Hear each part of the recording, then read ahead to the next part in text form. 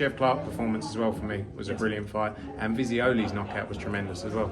But I don't mean to miss anyone out, but there are a few of my highlights.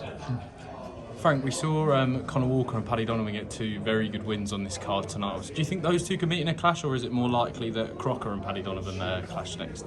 Yeah, great win from Conor Walker. He's a brilliant fighter. We saw that in the Cyrus fight. There is a potential still of the Cyrus fight. We have to see when he's back and ready. You know, the focus for us was to get Conor out. You know, he'd been waiting a long time for that fight, and we didn't want to mess him around. We wanted to get him a fight.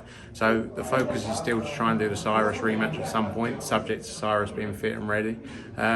For me, the Lewis Crocker against Paddy Donovan fight's a natural fight. I think that's one we've got to focus on trying to make. Definitely, and Chev Clarke's performance as well, it was excellent against Tommy McCarthy as well. Who is next for him, or are you going to try and enforce that mandatory with Isaac Chamberlain? Yeah, look, brilliant win from him, you know, and just his, I think, 8th fight tonight, going in there against Tommy McCarthy, Tommy McCarthy showed a lot of heart in there, you know, he's always been like that, and it was a real step up for Chev Clarke and the type of win he needs.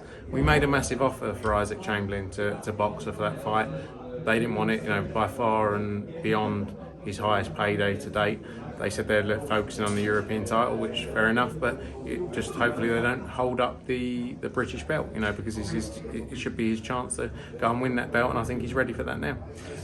Frank, sorry, Erika here from No Smoke Sport. Frank, Giorgio Visioli obviously got another stunning KO on this card as well. How important is it for prospects like Giorgio to perform on the big stage with KOs like that? 100%. You know, they're the kind of, that's what's going to build him. You know, he's had 2 knockouts in the same fashion, back to back, you know, Dublin, then here. He's had 2 fights in just over 2 months now, and we've got to keep him busy and active, and we're going to take him all around the country and all around the world, and if he keeps doing that, he's going to build himself into a huge position.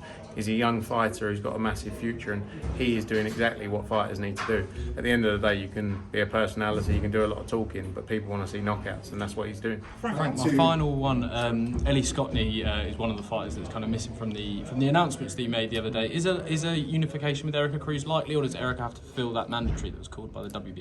This unification could surpass a mandatory, obviously, but conversations ongoing about the next fight for her. The team, I think, you know, Tom Dallas was speaking to her team earlier, so news soon.